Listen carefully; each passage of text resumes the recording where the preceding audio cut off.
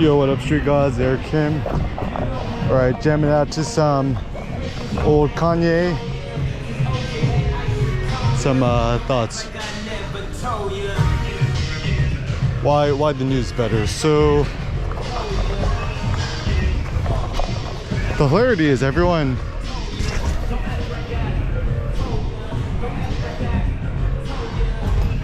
wants Kanye to be the old Kanye. I missed old Kanye, right? But the problem with that is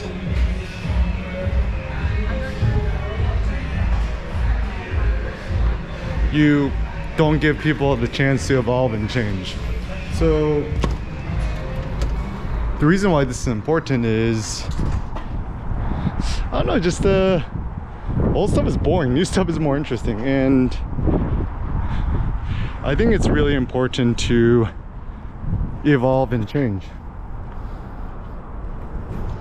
So for example, ideas and thoughts and stuff like that, prioritize the new thoughts, the new ideas, the new methods, the new techniques. Like, I've been doing the rack pulls, the Eric Kim hype pulls, right? And tried doing just like a normal deadlift, and it was just like flat out uninteresting to me. I'm like, this, to deadlift something off the floor, at least for my proportions, it just kind of seemed a little bit, it didn't seem like, I think it's something I'm starting to realize, like, I'm like relatively tall, so to do a deadlift or a sumo deadlift off the floor, it's I think my proportions are off, whether it be my hips or my legs, something's long or something's short. I'm not certain, so it doesn't feel natural. And that's the big problem, is I think in life we try to do a lot of things which are actually unnatural in order to fit some sort of mold. And that's the big issue with powerlifting and forms, standardizations and conventional sumo, whatever, is that it puts everybody in the same box, and it kind of expects everybody to act and perform the same. And this is why social media is such a trap, is that the thing that's interesting with social media is that in some ways it's democratic because everyone's profile page essentially looks the same, but the downside is it doesn't account for the quality of a like, right? So like, let's say 1 million people liked your post, right? But you're not accounting for the fact is that, like, is one of those people who liked your post, was that Elon Musk or Kanye, right?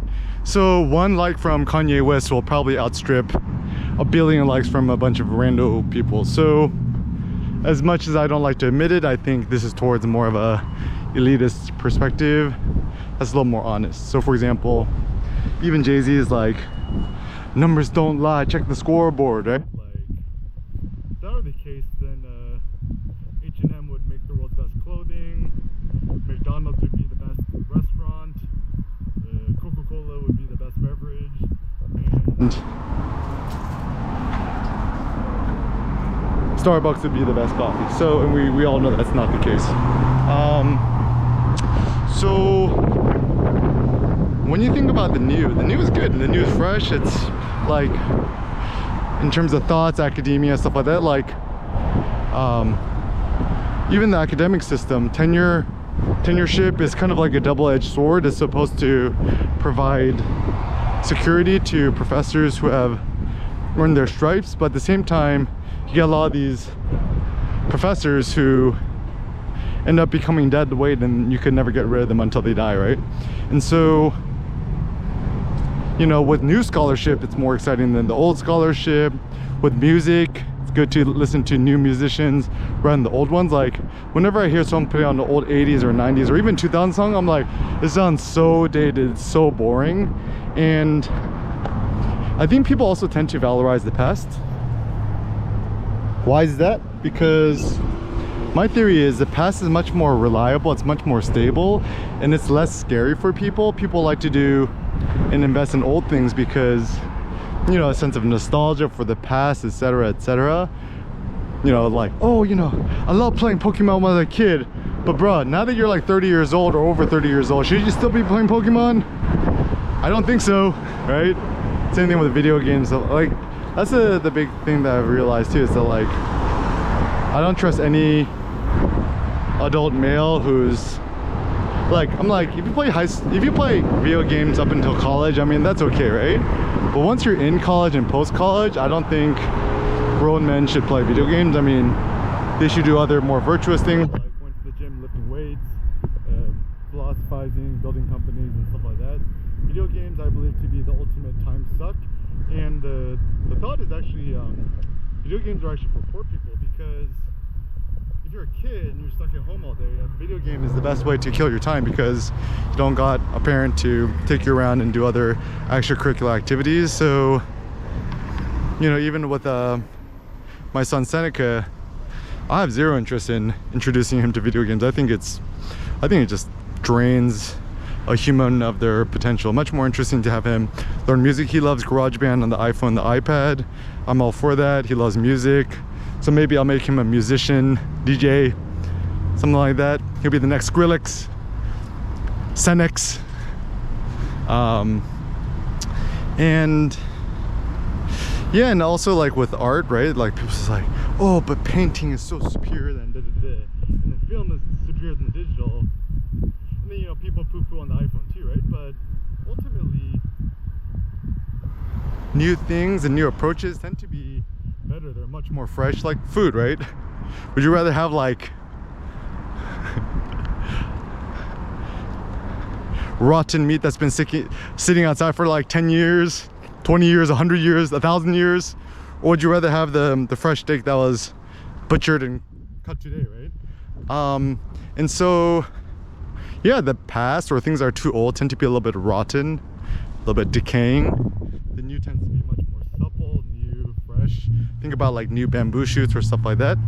So I think it's tricky, because there is still a lot of wisdom from the past, good principles, but even the old school ancient Greek stuff also needs to be superseded and overcome. It's funny because even when Homer was talking about the ancient Greeks, the men back in Homer's time were already on the decay. Like, there's stories of Achilles picking up a rock that barely 3 strong men could lift, comma, these degenerate, weakling, modern Greek men. And this is written like, what, like 4,000 years ago? Something like that. So yeah, I think, yeah, moving forward in life, it's a good idea to pioneer the new, to innovate the new. I mean, some simple things you could do is change your clothes, change your wardrobe, change your outfit, change your approach, your techniques. If you have a website or a blog, change your theme. What is the best theme? I think it tends to be the most minimal. Like, my practical thought is, how minimal can you make a certain design and still have it be like quasi-functional?